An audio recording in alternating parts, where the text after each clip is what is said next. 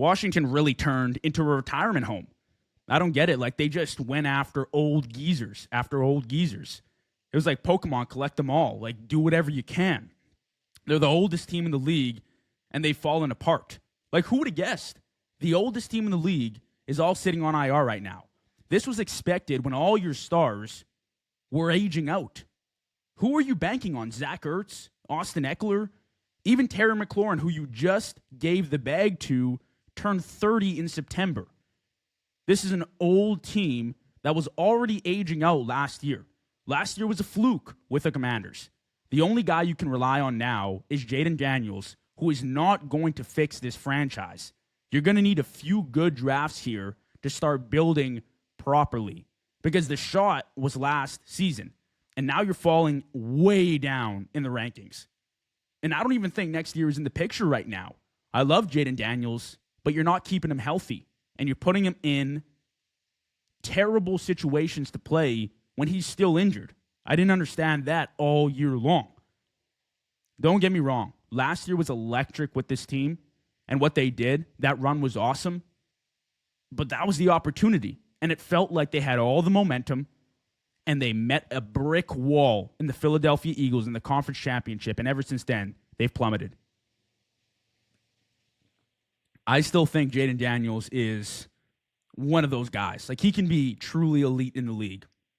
He has the potential to do so. He matches the prototypical quarterback in today's game, which I talked about a few episodes ago, how that's changed from the 2010s decade now to the 2020s.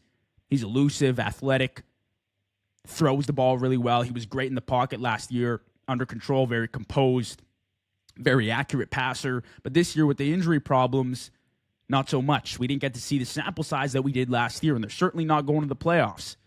So now it's on Washington and that front office to say, hey, we got to get these old guys the hell out of here. Debo, Zach Ertz, Austin Eckler, Bobby Wagner. I mean, all-time greats for sure. Ring of Honor guys, arguably Hall of Fame guys. Absolutely. But at the same time, you got to cut ties. You got to look at the future, say, hey, we got a young franchise quarterback. Let's start building. We got our guy in Terry McLaurin, who we can keep for a few more years here under contract. We just gave money to. He can help Jaden's development, but let's start building around him. Let's build up the O-line. Let's build up the defense. Let's get a few more weapons around him and start pushing for 2028, 2029 to be our year. Because you really got to rebuild from the bottom up when you got a roster at the oldest in the league. I think 28 and a half or something like that. You got to get younger. You got to. The Packers, I believe, the youngest team in the league. Yeah, they're injured right now, but look how much promise they got now. Look where their future is headed with Jordan Love and the young receivers that they got and the young defense that's been balling.